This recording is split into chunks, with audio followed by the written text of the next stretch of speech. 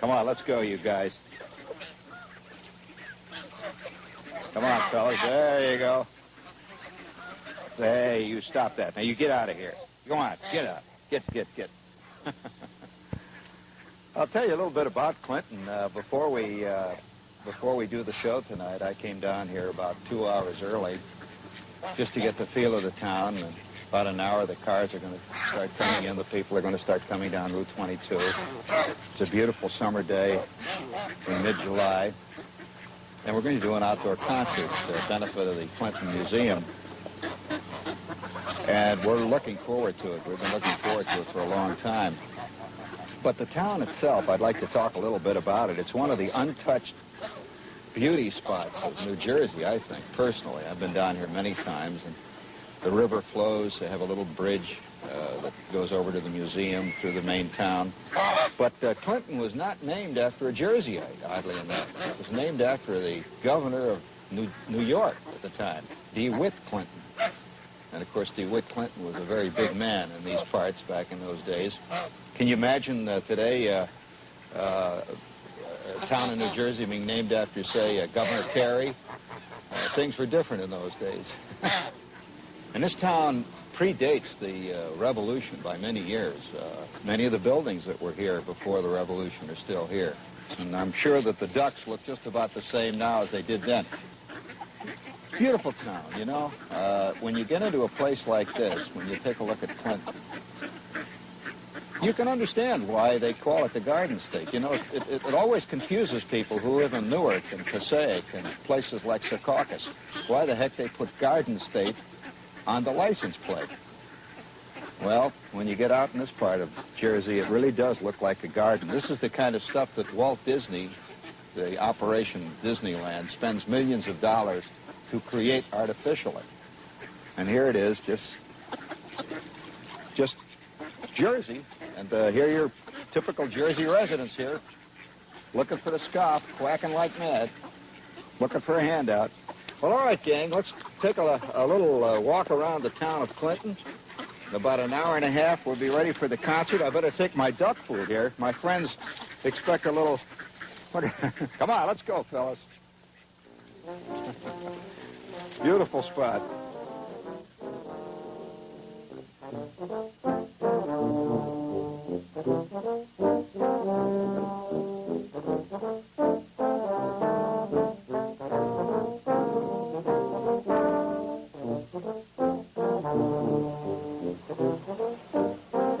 Hey, Rod. How you doing, man? Fielder's mitt. How you doing? Good. My God, where'd you get this? An old fella brought it in. For repair, one of my endless repairs. He must have been an old fella. That's about a 1916 glove. On a nose. Did he use it in action? Yes, he did. I asked him. He did. Well, feel good, man. You come to the show tonight? Definitely. Wouldn't miss it. When was the last time that I spotted your smiling face in an audience? 1968. University of Miami. Correct. A great show. You are a fantastic laugher. See you there tonight, man. I'll be there.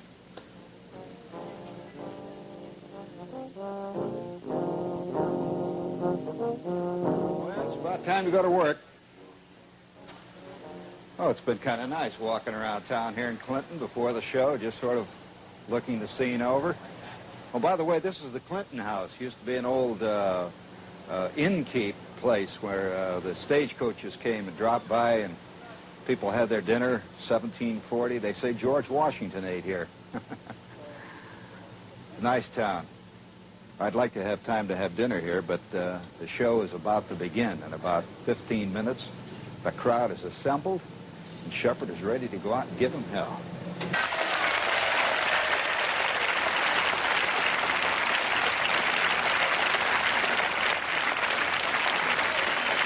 Come on, let's hear it.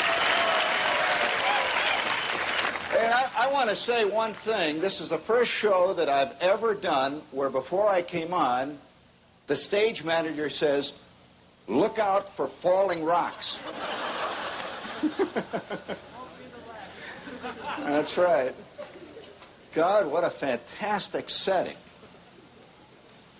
makes me feel primitive. I mean, you know, look at that sheer cliff there. Do you know how much it cost them to build that? Clinton Museum goes first class. That's all made out of silly putty. Jersey silly putty, of course, which just mined out in their plain field. And by the way, this is Clinton, New Jersey. For those of you who've never been here. Now, wait a minute. At ease. Are you applauding never having been here? You never could tell. The mysterious audience wildly applauds at nothing, you know. All you got to do is name a town, somebody applauds. Clifton. Have you ever been to Clifton? Oh. Plainfield. Hell. Applaud. By the way, my favorite picture of a New Jerseyite is standing in line at the Dairy Queen.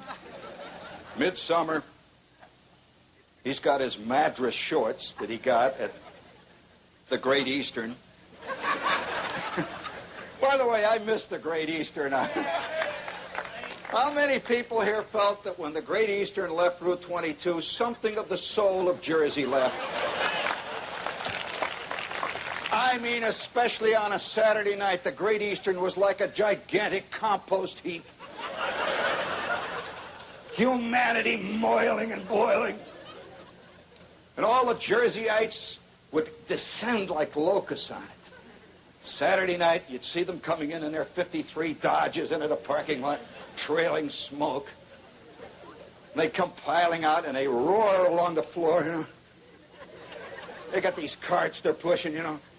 The women all have these kind of pink barrels in their hair.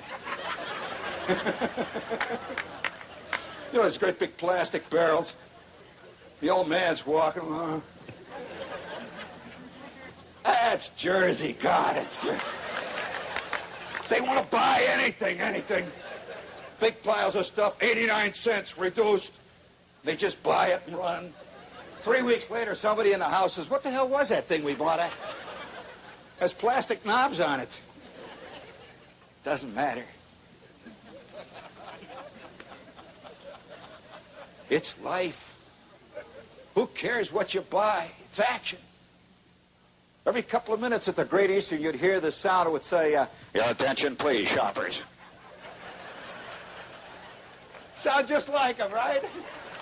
Your attention, please. Your attention, please. And don't turn it down. Let it, come on, keep it up. Your attention, please. I wish we could get a little feedback. True Great Eastern feedback. For the next 12 minutes, there will be a sale of used donuts. 49 cents a dozen in our beautiful bakery department. You see this crowd. Whoa. They're buying donuts that just 5 minutes before were 39 cents a dozen. Who cares? I noticed some of you are laughing. The others are looking very serious. They see nothing wrong with buying used donuts. What's funny about that? That's the Jersey soul. So, gang, I'm glad to be here in Jersey. Let's hear it for Jersey. Come on.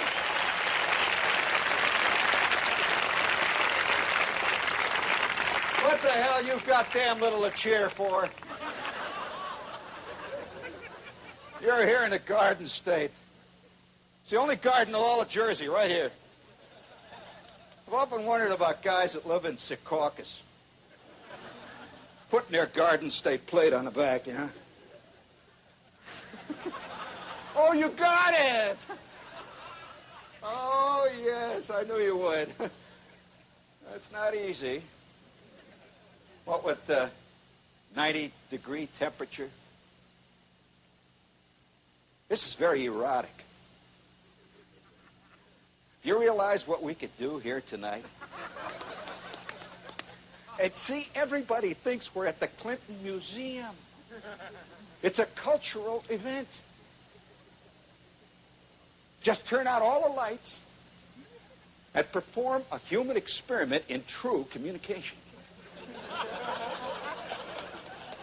We could keep this concert going till August.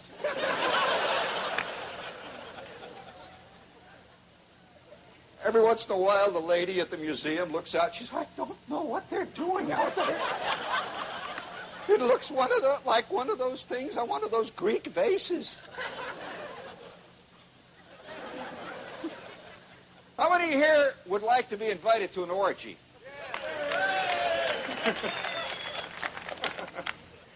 I'm afraid we're Americans. We wouldn't know what to do. That's a sad thing. You get invited to an orgy, and the guy says, well, what is your pleasure? And the only thing you can think of is a Diet Pepsi.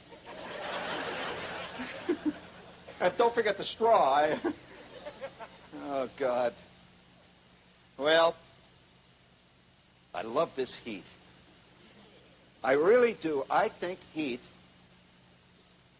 is probably the one thing that is the most erotic element of all the things that God has laid on us. You never think of say, Eden or heaven. You never think of heaven having snow. You can't imagine the angels ice skating. Playing their lute, earmuffs. I tell you, angels do not ski. And here we're sitting here tonight on the hottest night of the year. 97% humidity.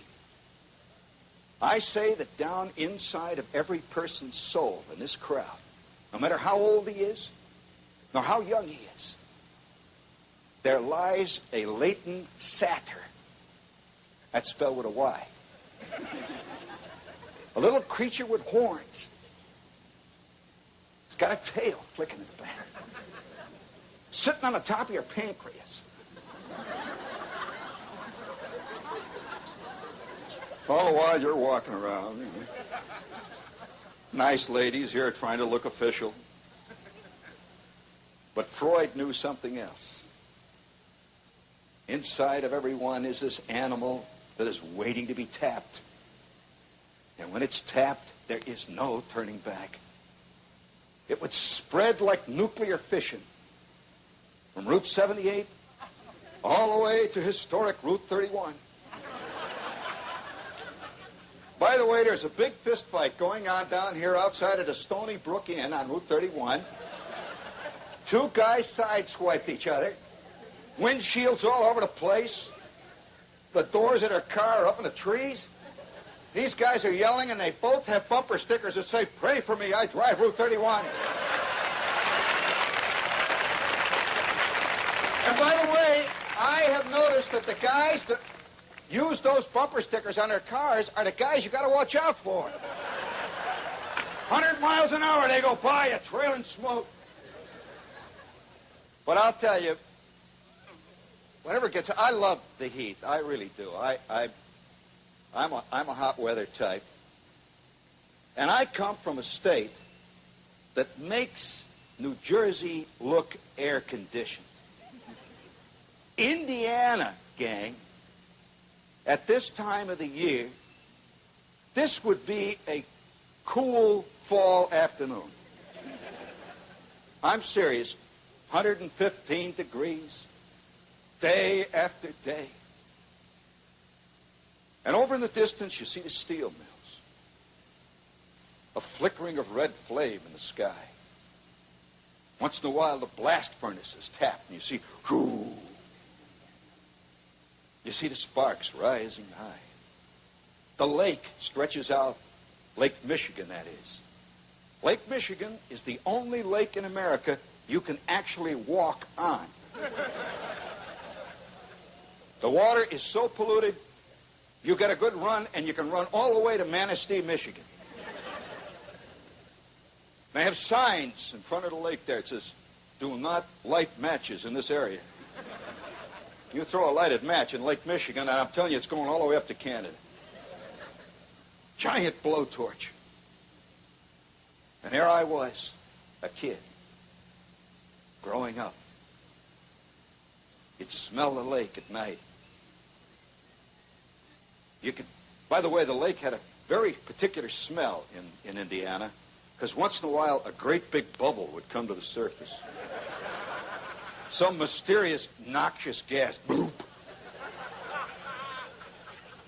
Yeah, you'd stand there and watch the lake and see. The air would shimmer for a moment. God knows what it was that gave that gas up.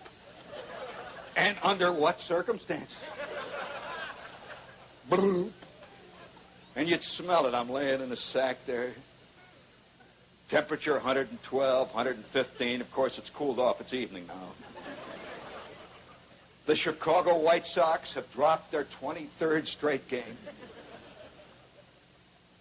And the sky is a brass color, except over the steel mills, where it's a rust color. It's the only place where the sky rusts. All that blast furnace dust hangs in the clouds there, and it rains, and it gets rusty. Simple. So, you know, when people talk about pollution, and they talk about the Raritan River, I once saw the little Calumet, which comes right out of Lake Michigan. It's like a drain sump at the bottom of a colossal cosmic septic tank. It's a great image, isn't it? A river that's attached to a septic tank. I mean, picture it. And picture the people living on the shores of it and going down there fishing at night. God, can you imagine what kind of fish you'd catch in a septic tank? There are fish in there. Little green things with... It's the only fish I ever saw that had snorkels. Now, many of you didn't come thinking you would hear this. I could see several ladies in the audience already. I could just read them lips. John Gambling never talks like this.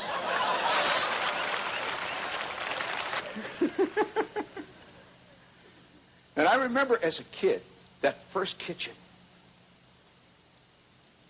Temperatures, 105. Got linoleum. Blue and yellow. That was its original color. Its now current color is linoleum color.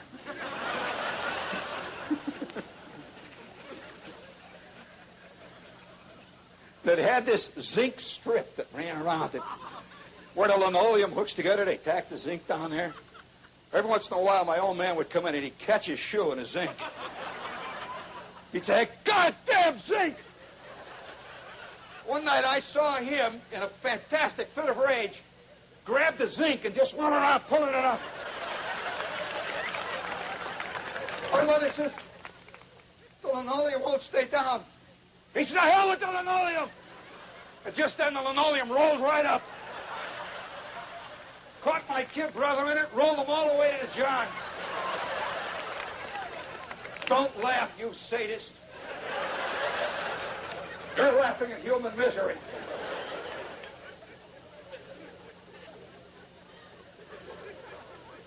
Listen to him, that's sickening. And my mother, hot. She had this Chinese red chenille bathrobe. And it was rump sprung down in the back. Had a little petrified egg on the lapel, see? That was a mother combat badge. And she always had her hair up in these aluminum rheostats. All little rheostats all over her head, you know. Her hair was always up. I remember once in a while, Somebody in the house would ask her, Mom, why you put your hair up? She says, you never know when something might happen. Never did. She is still in Indiana with her hair up. And she'd stand over the sink. And boy, that sink was fantastic in the summertime. At this sink, the old man is sitting at the kitchen table. We had one of these white enamel kitchen tables with the, with the little chips all around it. Had this drawer in the middle you put all the crap in, Mysteriously, somebody saved 3 empty spools, string, a broken scissors, half a deck of cards, 2 clothespins. It was all packed up. Nobody opened it anymore. If you open it, it's going to leap out, It just stayed there. And if you put your nose real close down, right on the surface of that table, and sniffed, it smelled like the vomit of thousands of kids. Now, wait a minute, gang. That is, I grant you, in bad taste. You ever had a sneaking suspicion that so is life? You'd smell it, see. My mother had this endless rag moving over. Every couple of days, my kid brother would spill out used Campbell's tomato soup on it. That was one of his weapons. He could do it at will. My mother would say, there, you did it again. Then he'd pause and boom. Up would come a Twinkie. He always kept the Twinkie for last. And in case of real emergency, you should see what he could do with used fig bars. By the way, how many of you in this crowd are secret fig bar fans? Oh, I'll tell you, the Fig Newton crowd is a small but dedicated crowd with a monkey on their back that is lifelong. Whore. Oh, I like a Fig Newton. By the way, maybe many of you don't know, though, that the fig, the Egyptian date fig, when it is in a state of creation, is created by a tiny moth that flies inside the fig and pollinizes that poor little fig flower. And then the flower closes up. There's the little moth caught in there. He gives his life to the fig. And that means every time you eat a fig,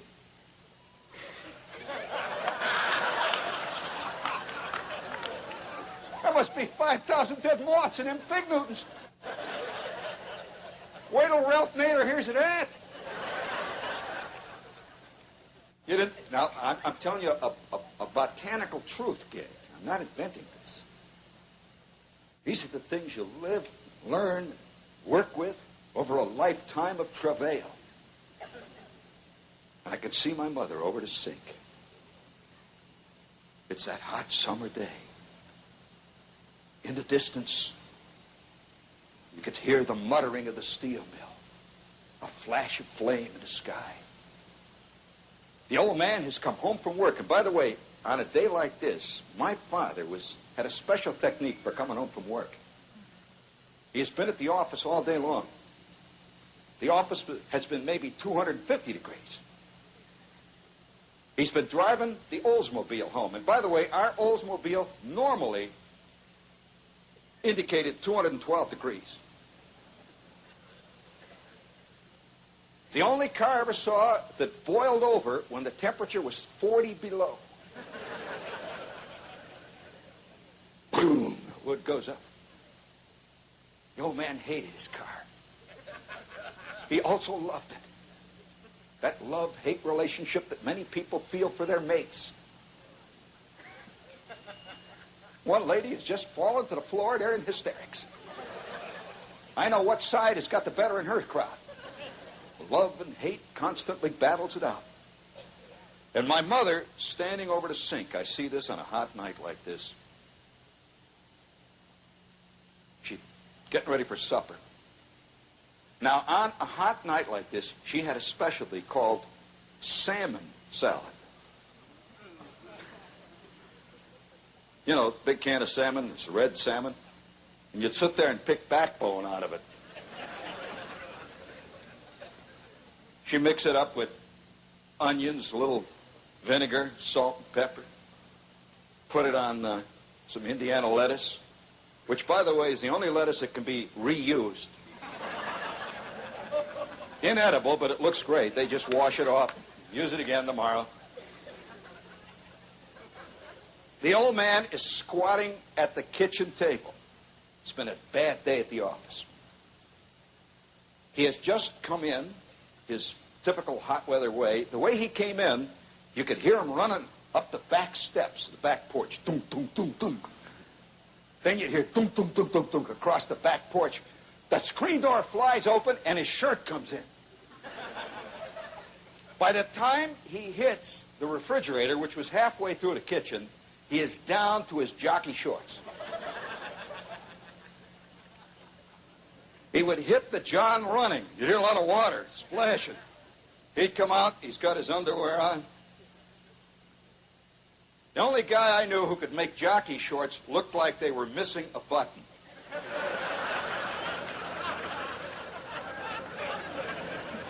Life was real for my mother. He'd give a damn. He'd come in, squat down. He'd open the refrigerator, reach in, get a can of Blatt's beer. That's a special beer brewed for Chicago White Sox fans. It's an angry, muttering beer. You know the beers that always say light? The beer that you should drink when you're having more than one. If you could make it through the first Blatt's beer, it was the greatest beer that I've ever heard of or seen for burping. He'd grab a Blatt's.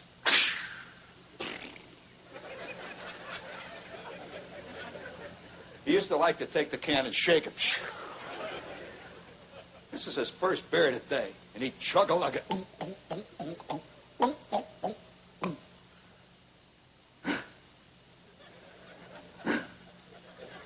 My mother's hanging over the sink. The meatloaf is on. He's got the sport page out in front of him. White Sox drop pair to Cleveland. Now, it's almost impossible to lose a ball game to Cleveland.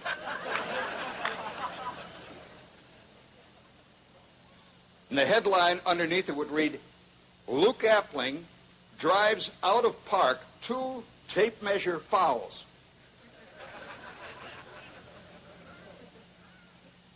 By the way, a tape measure foul, if you don't know what that means, that is a moment of triumph for a White Sox fan. And he'd sit there, drink his beer. My kid brother's on the other side of the table, playing with his food. My kid brother did not eat until he was 7.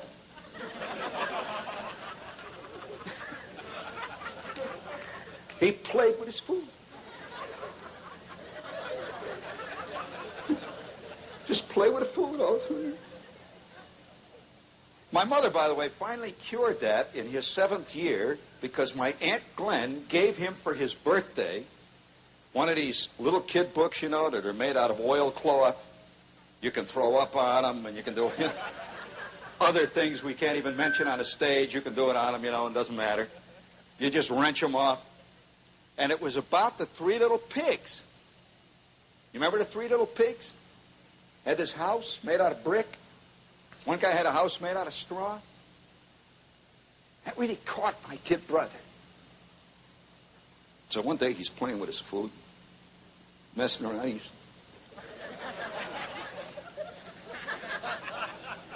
The old man is getting mad. The old man used to sit there and he'd say, "Are you going to eat?"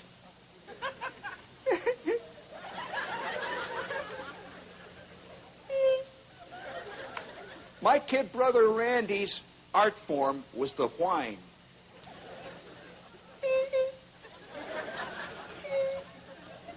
Oh, God. He could make his nose run at will. Every time I think of my kid brother, I always think of him as about 2 feet behind me and to my left. There he is. My mother used to say, take him with you.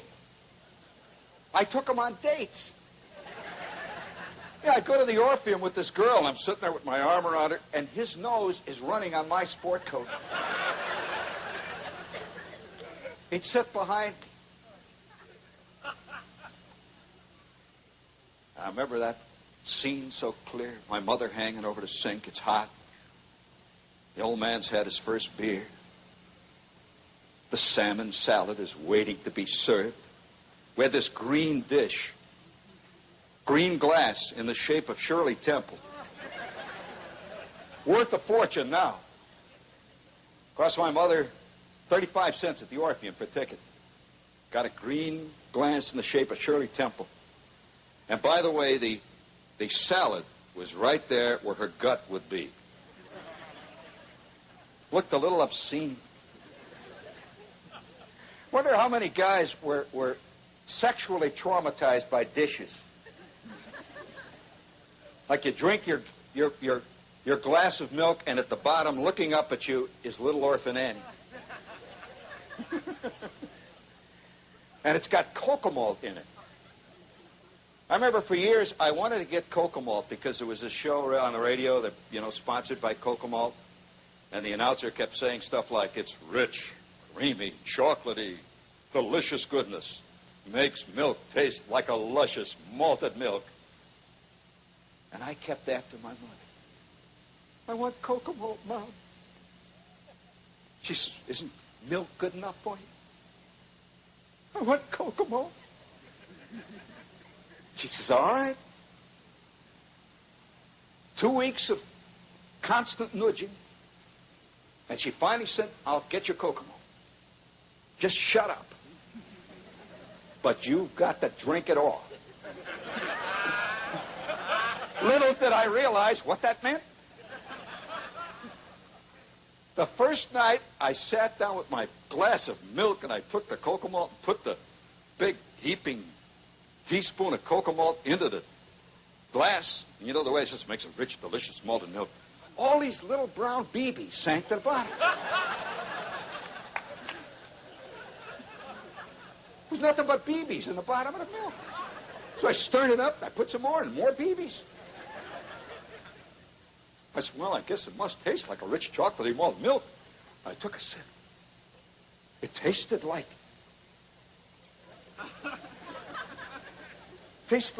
fermented milk of magnesia.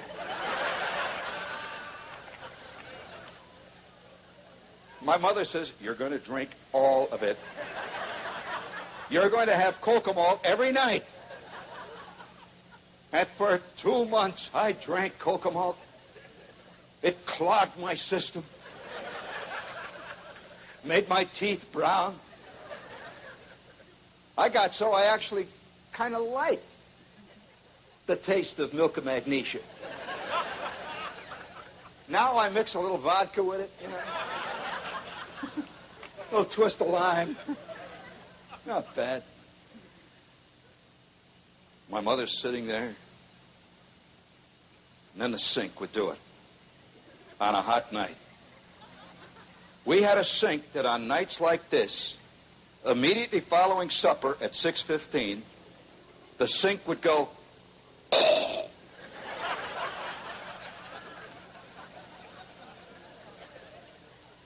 My mother would leap up with her Brillo pad.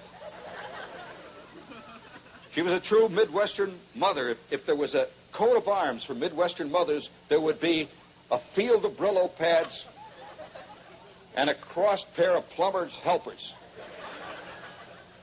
My mother believed, like all ladies of her time, that she could Brillo pad away all of the world's sin.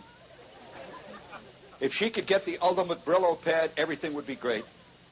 If you were clean, everything's fine. Everybody's had thing where the mother says, change your underwear. You might get hit by that Mack truck. Can't you just see the scene, you know? Bang, a truck hits you and you're up in the air.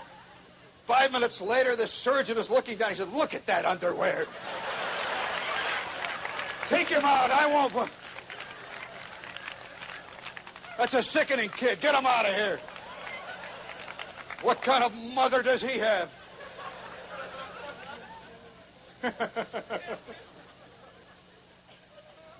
I remember my mother hanging over the sink, and at first it would do it. It had a regular routine. The first one would go, oh, and she'd get ready. There would be 2 beats. 1, 2. The old man would look up from his next beer. My kid brother had stopped playing with the peas, and the sink would then go. That was the second one. It was the third one. 3 beats later. 1, 2, 3. Up would come a half a pound of Mrs. Bruner's coffee grounds next door. We traded coffee grounds with the Bruners. Would come out of our sink. My mother would stick some down in hers and flush it. You'd see it fly up in the Bruner's sink. You could see it.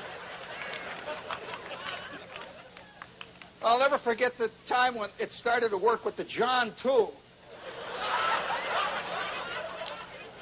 Yeah, everybody was in bed, you know. All of a sudden, our John, all by itself, went boom. We got everything that the Bruners had collected at a picnic.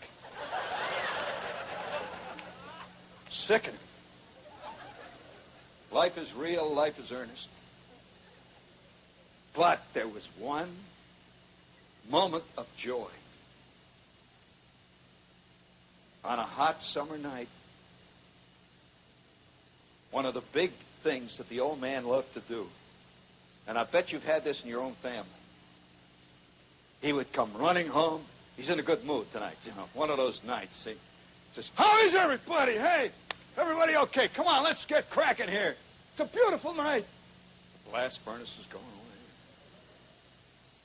He said, I'll tell you what let's do tonight. How about it? How about this, kids? After supper, if you eat your supper, I will take the whole family out for ice cream. How many of you had that scene in your life? Oh, wow, you know, the kid brother, oh, wow, he ate the damn peas. He ate the meatloaf. He even ate turnips. That is duty. That's way above the call of duty. After supper, we go out the back, and there's the Oldsmobile. By the way, our Oldsmobile was maybe fourth hand. Had a little split there where the window was cracked from some ancient driver who owned it.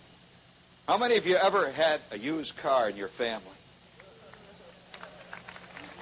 Well, almost every car you buy today, 5 minutes after you got it, it's a used car. That's right. But I mean a really used car where every time you clean it or you brush out the floorboards, other stuff shows up. Under the seat. You wonder, what the hell kind of life would they live? Who was this? Boy, I'll never forget the time one night my kid brother pulled something out of the back seat. Was stuck down in between the door rests. Pulled it out. The old man took one look. Kid brother says, what's this? Now, for those of you in the crowd who have to ask, what's he talking about?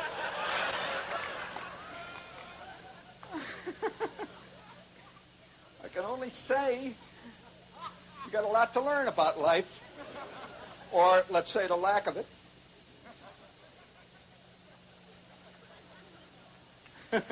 Oh, that got him in the back there.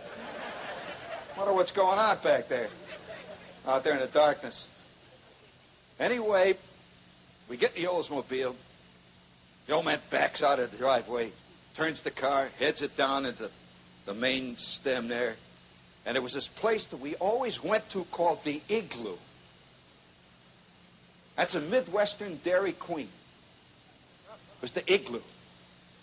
And being a very clever crowd, they had a big plastic igloo on the top. It says Igloo. By the way, they spelled it with a U. That's Indiana cleverness, Igloo.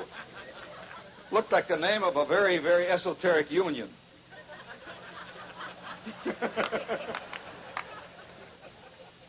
International Gumpox Leaveners Union.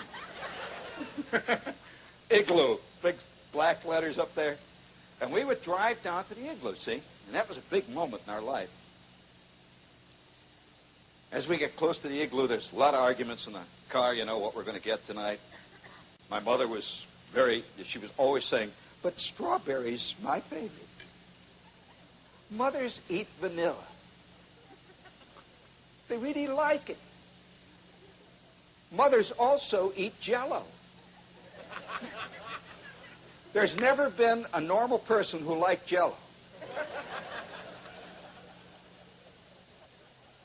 Mothers keep thinking other people do. But actually, it's only mothers who eat Jell-O, especially with canned peaches in it. Now, there's a treat for you, right, gang? Oh, that's really a big night, you know. Once in a while, canned pineapple. I mean, that's on a holiday. And so we're going down to get the ice cream at Igloo, and they had 500 flavors. They had everything. Boy, the Midwest really went for flavors. I mean, watermelon grape. I'm not kidding you. There was a watermelon grape ice cream. It tasted like watermelon grape. Cornflake ice cream. Yeah, you get cornflake, grape nuts ice cream. You ever had it? Grape nuts, cornflakes. Alka-Seltzer ice cream. They had all these flavors. Everybody loved those fantastic flavors. Great flavors. Root beer. They had have you ever had Coca-Cola flavored ice cream? There is such a thing. It's terrible. But so we'd go down to the ice cream place, and Mr. Ferguson was in charge of the Igloo. Now, I knew his kid, Johnny Ferguson, and that was a magical kid. His father owned the Igloo. And all these guys that worked there, you know, they got these white coats. They had hats. By the way, the hats were rounded on the top like a little igloo. These guys looked like a Korean combat team. Got little white hats. And they had all these canisters of ice cream back here, thousands of them. And, of course, on a hot night like this, there'd be maybe 50 people waiting for ice cream cones. They made these fantastic ones. 3-ball, 2, 5. You could get a 6-ball ice cream cone. Came in a shoulder holster.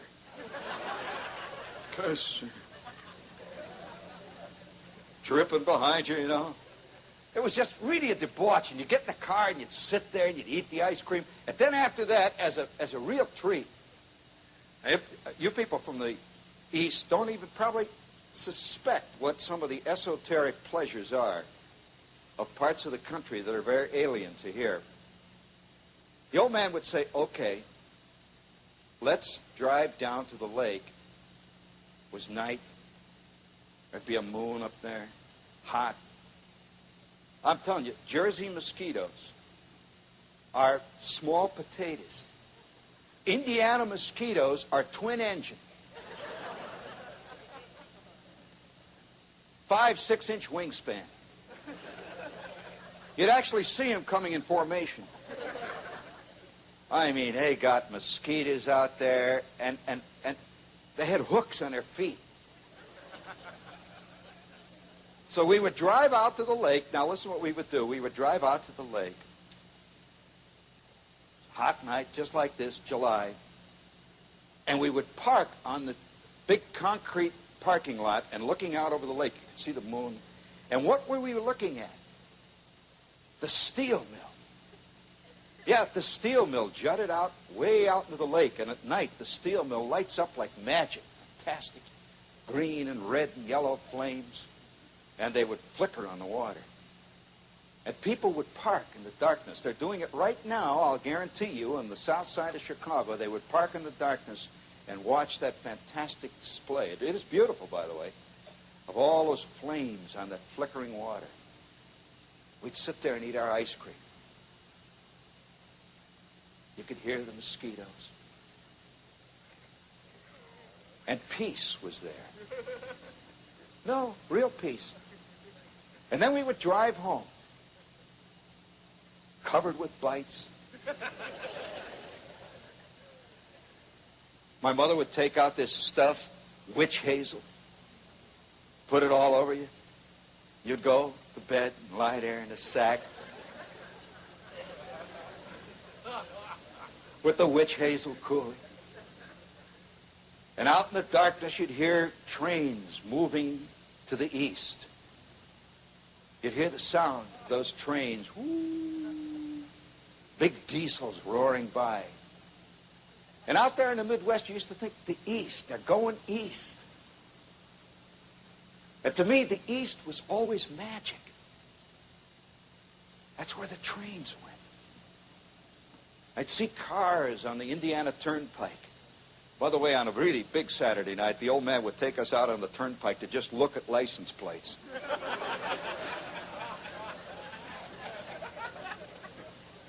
Yeah, and a car would go rolling by you. It says, New York. He's going east to New York. New York was where all those movies were made about. I mean, Fred Astaire, the lights, Manhattan. People were always dancing on pianos. They never danced on a piano in Indiana and got away with it. Any piano dancing, Dad, it's the slime. And at night, I'd hear those trains going out. We'd study maps in school. The East, New York, Pennsylvania, New Jersey. And I had this image of what New Jersey was like. I'll bet none of you can imagine what a kid living in the Midwest thinks New Jersey is like when he's never seen it. Just a magical place. New. The word new. New Jersey. I never envisioned Route 31. Or 22. Oh, let me tell you, Route 22 is the ultimate American artery of chicanery and dreams. I mean, the first night I came hurtling out of the Lincoln Tunnel and found myself on Route 22, I knew I was at the Mecca. I mean, anybody who wants to see junk, who wants to see... I mean, hour after hour you drive and there's signs and wires, trucks roaring by. And then out of the darkness, the beautiful flagship comes moving. Oh, God, only New Jersey could create that. I mean, the flagship, I mean, honest to God, looks like a ship sailing forever towards New York, never making it. And up on top is a sailor with his flags. I'll bet none of you know what those flags mean he's got. That's semaphore, wigwag, code, I know. And New Jersey would not like it if it knew. What for years that sailor's been saying about Jersey. And you drive along, and they're coming up out of the darkness as you head towards the beautiful Watchung Hills. The Watchung Hills, they sound like mysterious mountains. And after you actually get on one of the Watchung Hills, you think that every Airedale in creation has been there first. You don't know what an Airedale is? Well, and as you drive past the flagship, you see, one after the other, thousands of them, signs telling you of all the delights. Fava shoes. Beva shoes made out of the purest vinyl. Only shoes that got balsa wood heels. The Pat Boone Hamburger Heaven. And when the shadow of the Pat Boone Hamburger Heaven falls so beautifully over the Leaning Tower of Pizza. God, you know you're in Jersey, my Jersey. And you go past the concrete Mexican store. Oh, yeah, Jersey. I never saw a concrete Mexican until I came to New Jersey. I'll never forget, I wasn't in New Jersey an hour. And I'm driving. It was 5 o'clock in the morning. I'm coming back from a show I was doing. I was driving through Hackensack. By the way, that's a great name for a town. Hackensack. It's got guts. Hackensack. Sounds like somebody dragging up an oyster. Hackensack. Whack, whack. That's a name of a town you bark out. Hackensack. It's an old Indian town. It's an old Indian word. It means place where chief dragged up oyster. Blah, poof. Hackensack, and I'm driving through it. I love the towns in New Jersey. Hackensack, Hoboken. Indiana doesn't have names like that. They have names like Indianapolis, Muncie, Fort Wayne. You've got P-Pack. Ho-Hocus. Oh, great names. These are names with hair on them, you know. Mean names. And I'm driving through Hackensack. It's 5 o'clock in the morning. I'll tell you how it happened. At my first introduction in New Jersey, I'm driving along. Nobody else was on the streets. All these little Hackensack houses. Each one cradling a Met fan. A drinker of Rheingold. Oh, God, Jersey. And I'm driving up to an intersection, and the light is red. It was quiet. It was a summer day, just like this. The light is red. Now, I think it can tell a lot about a man's whole personality. What he does when he comes up to a stoplight with no traffic at 5 in the morning. There's a brief moment you say to yourself, go ahead, you son of a bitch, go on. Nobody around here, go on, it's going through. I'll let you know what kind I am. I stopped after signaling. Nobody there. When I stopped, it was so quiet you could hear the stop sign ticking.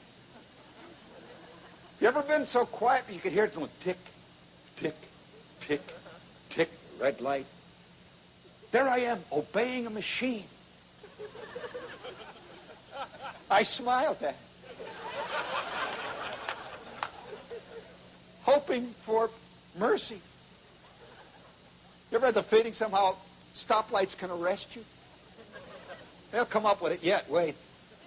I'm waiting there. But I got this feeling. You know the feeling, you've all had it, that somebody is looking at me. Just felt it. I'm alone in the car. It's 5 o'clock in the morning. All of Hackensack is asleep. It's coming from this direction. I look back over, and sure enough, there standing on a lawn was this little concrete Mexican.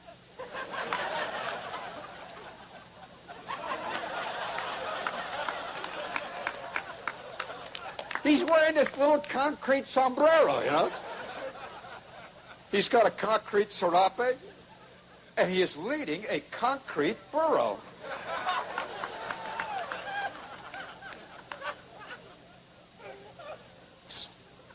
He's got a concrete Mexican.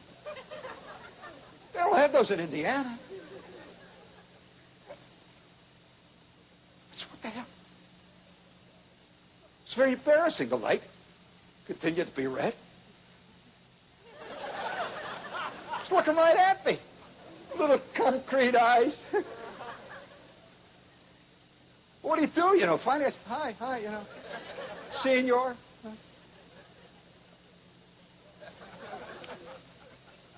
The light changed green. Put the car in first. I pulled through the intersection.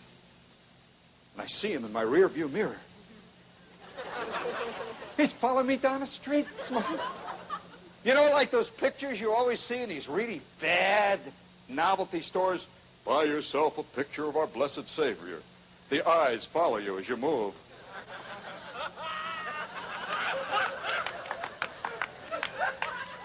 You can get a picture of a cow whose eyes follow you as you move. The magic pictures. I know a guy, I hate to tell you this. No, I better not. No. Oh, there's mothers and children and everybody here. No. Well, I drove through the intersection, and I see that little Mexican looking at me, that little beautiful concrete Mexican. And at 5 o'clock in the morning, your mind works differently than it does at any other time of the day. It's that magic hour between night and day where no time exists. The ancients wrote about that, by the way. It's the moment of suspended time. And I see that little Mexican. And suddenly, in my mind, now I wouldn't have thought of this had it not been 5 in the morning. I see a scene outside of Mexico City.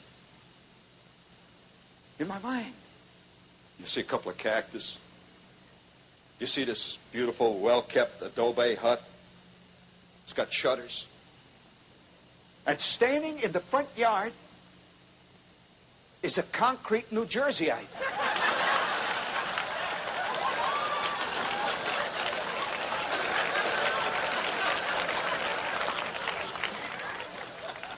He's wearing his native costume. He's got this suit from Great Eastern. He's got his WMCA good guy sweatshirt on.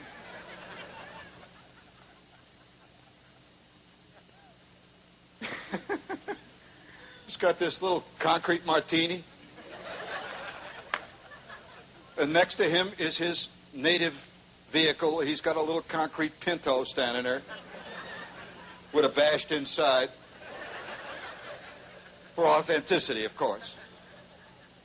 Only in America. I can't imagine an Englishman having a concrete Frenchman on his lawn.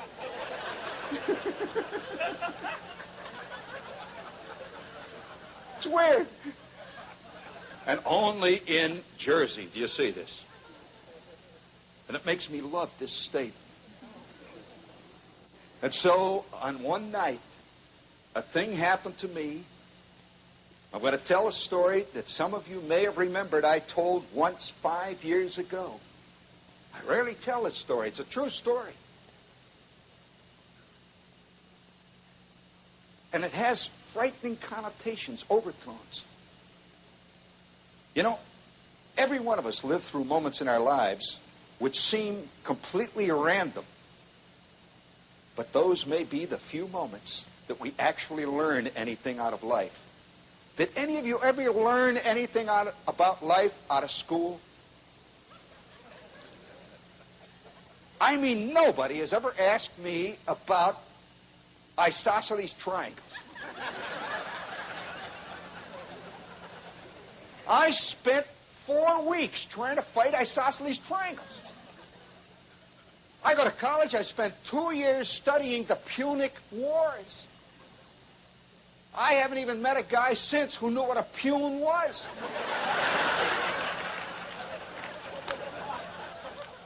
Most of the people think you take them when you... Says, yeah, I know what that things are. You eat them, they got wrinkles, you know. They're better than X-Lax, buddy. No, the Punic Wars, they... Oh, well. Even the New York Times has ignored the Punic Wars in its Sunday crossword puzzle. I know about it. It's not done me one damn bit of good. But that one night that the old man came home and said, let's go out for ice cream. became a historic moment in my life. We went out in the car, got in the Oldsmobile, drove down the driveway. It was a nice, hot night, just like any other hot night. Incidentally, I always feel that the most important moments in our lives happen on totally nondescript nights, when you least expect it. And that's the way it was. It was hot. Maybe that's why it happened. It was 110. Humidity, 500-600%. Wave your hand like that, and you get little lightning clouds. Bloom, bloom. Actually, you see the lightning playing around your hand. Bloom, bloom, bloom. You go like that, you got water all around you. We're driving. The old man's wearing his shorts. He has these mattress shorts. He had his White Sox T-shirt on. Says, I am a White Sox fan. He admitted to it proudly. My mother's sitting over here in the car with her aluminum rheostats. By the way, when the car would get moving and the wind would come in through the ventilator, you could hear her rheostats would make a faint humming sound. And then as the car got going faster, the pitch would pick up. You'd hear, whoo. And I'm sitting in the back seat right behind my old man. My kid brother always sat behind my mother. He's sitting back there, his nose is running, he's whining. He always had to keep in practice.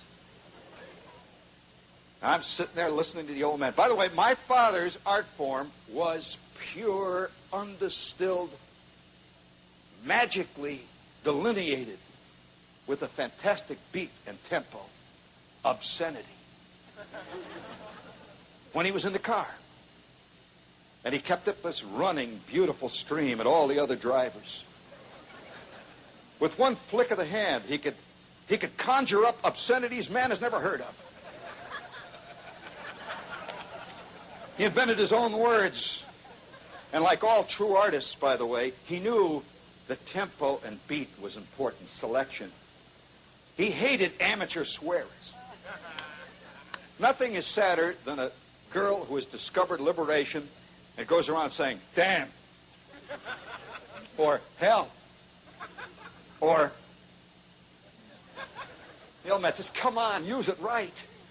He wasn't against using it, he was for using it right. Modulated, beat, and tempo, placing it correctly. And so we're driving down towards the Igloo. Everything is normal. The old man is going away there. My kid brother's nose is running. You could hear the wind going through those rheostats. It was kind of a distant sound of an ancient Greek chorus. Woo! My mother and father would have these big arguments. How many of you remember your mother and father having arguments in the front seat? What are you applauding? I mean, they get these arguments, and as they would argue, my mother's head would turn, and it would change the pitch. And you'd hear this Greek chorus go, oh, oh, oh, lost and gone, oh, thy ancient seas. Ooh. Yes, it was right out of Electra. You could just see my mother with the cruise. What boots this cruise that I carry? Oh, brother, on some far shore, Orestes. Ooh. You never hear Woody Allen quote Sophocles. That was the Sophoclean version of Electra. Not the same as Euripides.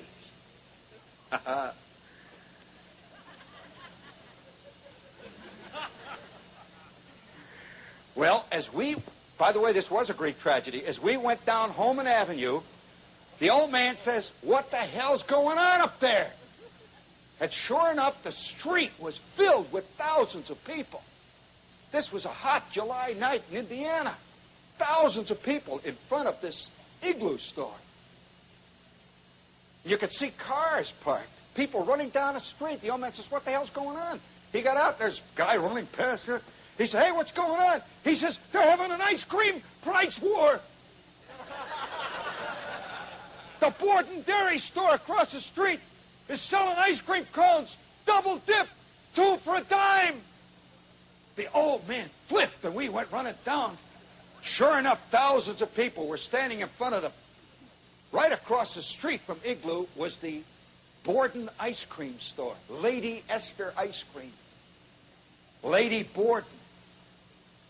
And thousands of people are waiting in line to get their ice cream cones, and they're coming out with giant ice cream cones, big 2-dip ice cream cones, 2 of them for a dime. And on the window it says, price war, double dip ice cream cones, 2 for a dime, any flavor. And across the street, the Igloo was empty. And I saw Mr. Ferguson standing in there behind his counter with all his clerks waiting. Nobody. His ice cream cones double dip were 25 cents. 2 for a dime. Borden was going to kill him. You don't think we waited, do you? You think we went to see Mr. Ferguson? Are you kidding? We stood in line. We were getting up near the front of the line when all of a sudden, Mr. Ferguson, he's looking out. You can see him right there at the window. He comes running out with a big can of whitewash. He's got a brush. So what are you guys? I thought you were my friends. Go ahead. Borden's is a great big company.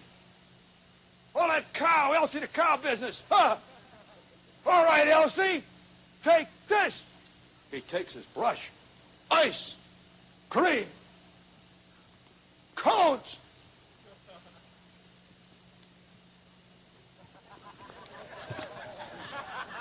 Ice cream cones. 2 dips. Where do you see this? 3 cents. The crowd, boo! They went across the street. It was like a human tidal wave.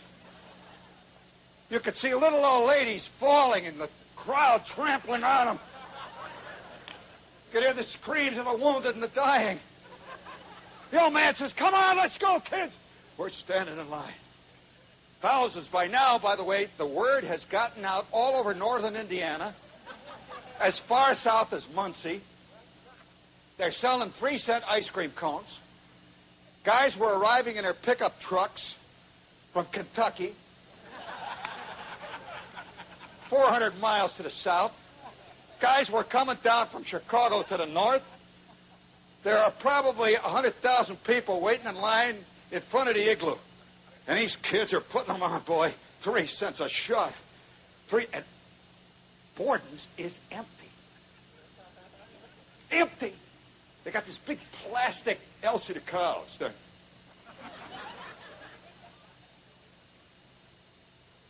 And that Borden guy looked like a typical organization man. He's the only guy that I ever saw serve ice cream in a gray flannel suit. He was a Borden man. Well, of course, he has to get on the wire to headquarters. You see him there with the ticker tape. Ticker tape right there next to the chocolate nut. Pretty soon the bell goes ding, ding, ding, ding, ding. We're all waiting in line. Thousands of people are coming out with ice cream cones. People were buying as many as 10 and 15 ice cream cones, carrying them like this, dripping, trailing it behind them. The ground was littered with busted cones. You could see the dying and the wounded still laying in the street. Who the hell cared? This was it. The once-in-a-lifetime moment. The Borden man came out. He's got his brush. Says ice cream cones, 2 for a dime. He just takes the 2 for a dime off, looks over at the crowd, pulls up his brush,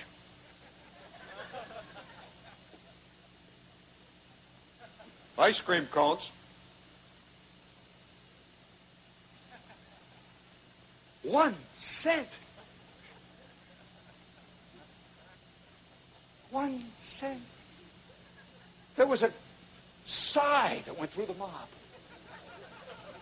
A corporate sigh. Ooh. Ooh. There are people today, I will guarantee you, that lie in their sleep late at night in Indiana. Veterans of those wars. Who see in their mind a sign that says, double dip ice cream cone, 1 cent. Hard to believe. Well, the crowd stood for a second. 1 cent.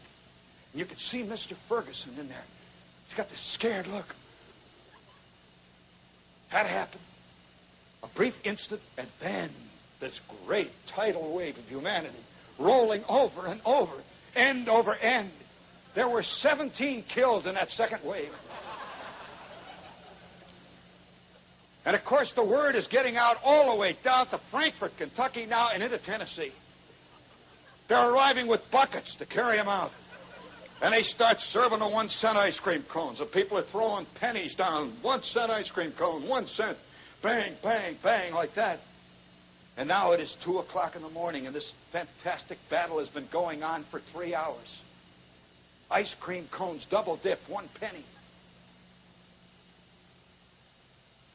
But Mr. Ferguson was a man who knew that when your time comes, you've got to do it. You've got to do it. Courage is a matter of knowing when your time comes and then executing. The crowd had swelled. In fact, there were so many people in northern Indiana that the state was tilting downward. It was beginning to ship water up near Whiting. The lake was coming in. There I am, a little kid, in the middle of all this. We haven't even gotten an ice cream cone yet. We just kept going back and forth.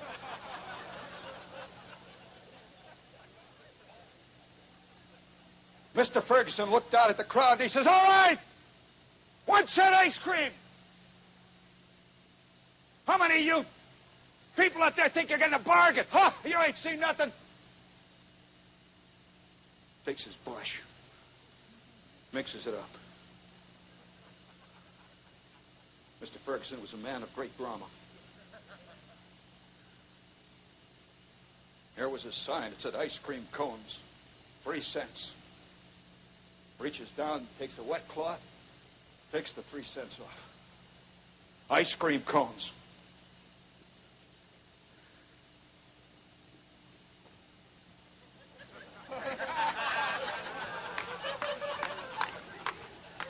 How do you like that, you bastard?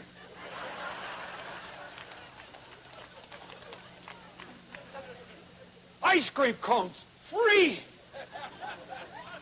I don't have to tell you, incidentally, on that moment was the first time that the seismic observation station, the earthquake reading station at Notre Dame University, 80 miles to the south, registered a 9 on the Richter scale. The earth trembled. The crowd roared over. Mr. Ferguson's window just went in. And he and his kids, the whole crowd, they take the cans, they put them out like this, and he says, make your own. They're free, free. If I'm going to die, I'm going to do it great. They're digging it up. Well, my old man knew, like Mr. Ferguson, his time had come. He put his head down. First time I ever saw my old man in action. Meaner than a cop. Put his head down, and he bored in. People parting like the waves, screaming. He came back out with 37 ice cream cones. Handmade. Each double dip, $1.5 quarts per dip. He had ice cream cones that weighed 7, 10 pounds. What it looked like was a giant ball of ice cream with little fur cones on the bottom. Looked like you could walk around and milk them, you know. Let's hear it. Come on.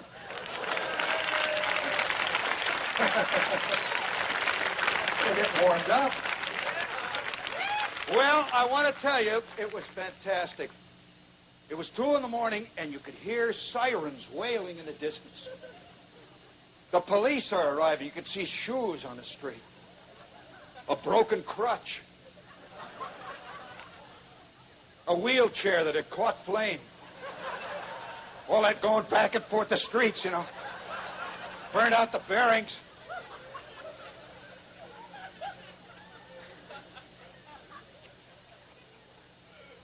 You saw a foot sticking out of the sewer. But it was happy.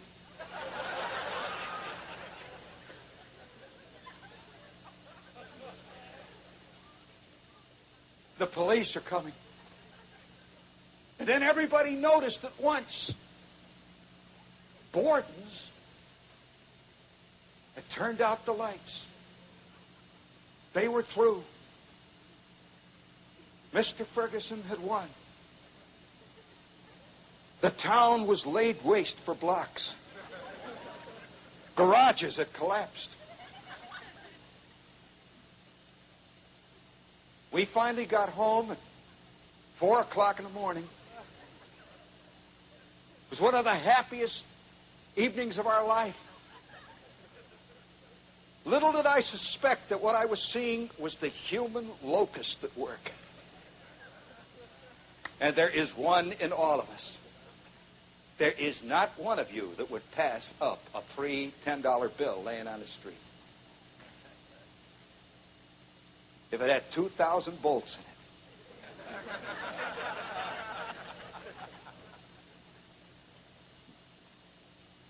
Well, that became known in northern Indiana as the Great Ice Cream War. The Great Ice Cream Riot. And the following winter, guys would come into the A&P and they'd talk about it.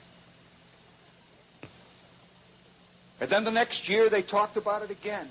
And like all great human events, it passed into legend. And then people began to doubt that it happened. No one would believe they had ice cream cones free. 1 cent. Thousands of people came.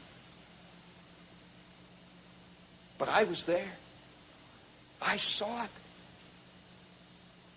And so last summer, I went back to my hometown. As I often do. My mother still lives out there. And there's the Igloo. Still there. I went into the Igloo. Just because, you know, it's where I went when I was a kid. The same stools. The counter. Those chromium boxes. With the napkins. The ones we used to take out and stick in the glasses and set on fire. Oh, yes, we had many trickies. Oh, terrible stuff. I squatted down. Here's this guy serving the ice cream back there. He is now the current Mr. Ferguson. A guy I went to school with. Now owns the joint. Doesn't even know me. I come in, I sit down. He's walking around back there. He's got this little hat like the Igloo. Looks like a Korean sergeant. The kids are back there making the cones. He comes over and says, "What do you have, bud?" I looked up at him and I said, "I'll tell you what I'll have. I think I'll have one of them 3-cent cones." He looked at me. He says, "My God, you were there. You were there at the ice cream war." I said, "Yep." Somehow I felt like I was at Bull Run. I was at the Battle of Little Round Top. I saw the mini balls go whipping up the hill. I says, yes, I was there. And he says, God, he says, you know, nobody in this town even believes that it ever happened. I said, well, I was there. And he says, God, so was I. I was working that night. He says, you remember how old Ferguson used the whitewash? What style? And I said, yeah, I sure do. And he says, goes back, makes me this giant double dip cone. Great big one. Like the kind my old man made. He said, here, anybody who went through the war, it's on the house.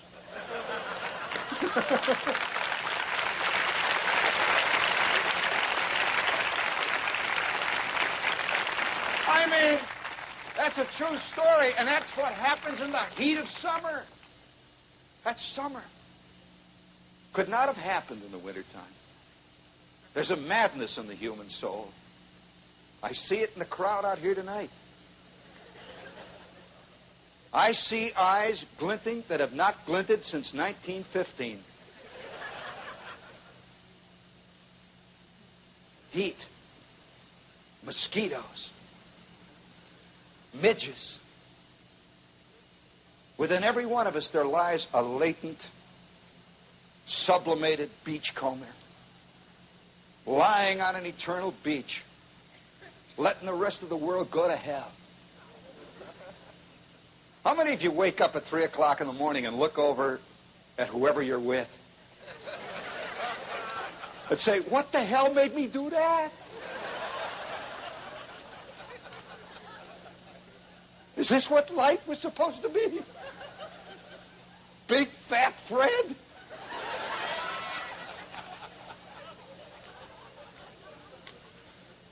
The only guy I noticed sleeps with his feet in a bookcase. Look at him. Oh, that's the human condition. Nobody feels that his life is worked out. Every last one of you feel that other people are living more official lives. They got scripts. It started with me in second grade. I remember Miss Shields saying, now, boys and girls, I want all of you to write what you want to be when you grow up. Half the class immediately started writing.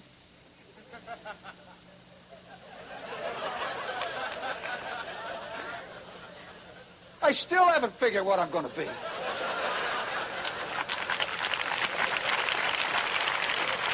I really haven't.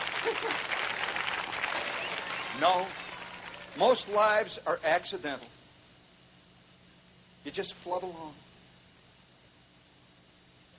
Now, most of us have a suspicion that there are others that are leading real lives. They are true lives. Most people believe that actors live real lives. Robert Redford knows about sex. You just wrestle around in a Pontiac.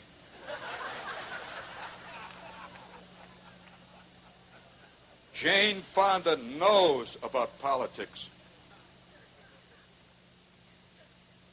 Whereas all you know is that the Yankees lost. And you look at the Johnny Carson show, and everybody's glib. They all have answers. They've all either made a record, made a film, wrote a book, or divorced Zsa Zsa Gabor. Johnny Carson's got all those funny things, and he pulls his little cute ear, and he says those funny things. What you don't know is as he's sitting there at his desk, and I'm telling you the truth, he's got thousands of little ad-libs all neatly written. He just keeps flipping them over, one after the other. Oh, is that right? Oh. You have no cue cards in your life. You're ad-libbing. And most people are bad ad-libbers. How many of you in this crowd feel that one day your true life will begin? A light bulb will light. Bum, ba-da-da-ba-ba-ba-ba-bum. And forever I will be happy. Now, actually what life consists of is getting born, going to school, which is incomprehensible to most of us, learning about the rainfall in Peru. You're looking at the only guy who could tell you that Bolivia exports tin. Learned it in second grade. I've been using it ever since. The only thing I learned in all of school that I can actually remember. And it works great, by the way. I go to a cocktail party. You go to one of these Bucks County cocktail parties. Everybody's standing around, smart-assing away there, They're talking away, blah, blah, blah. Of course, Schopenhauer never truly matured. Implying, of course, he did. Chester, of course, is very mature. Of course, that's the great fallacy in Freud. He didn't think his work all the way through. Now, when you're in that kind of a scene, keep your mouth shut. Walk around the crowd with a thin, sardonic smile on your face.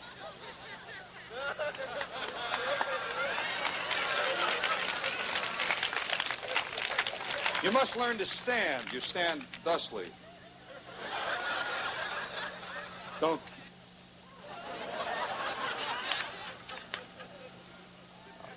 You stand properly and you walk thusly. Allow the lemon peel to swirl clockwise. Wait till a pregnant pause in the conversation and just, with proper timing, understatement, just say, but none of you are taking into account the tin economy of Bolivia.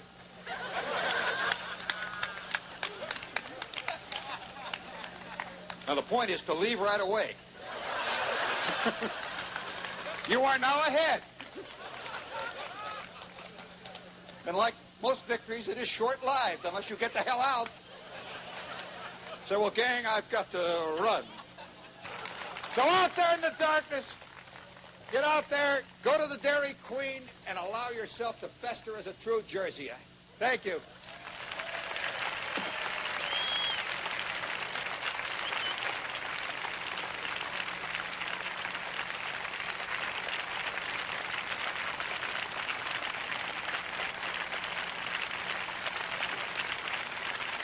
Thank you, Jane. Thank you very much for coming. Come on, let's hear it, for God's sakes. I want to tell you, I've enjoyed it, and I hope you've enjoyed it half as much as I have. You were okay with the mosquitoes and all that, and I'm delighted you came, and drive back on 31 and pray for everyone who has to do it. Thank you. Good night.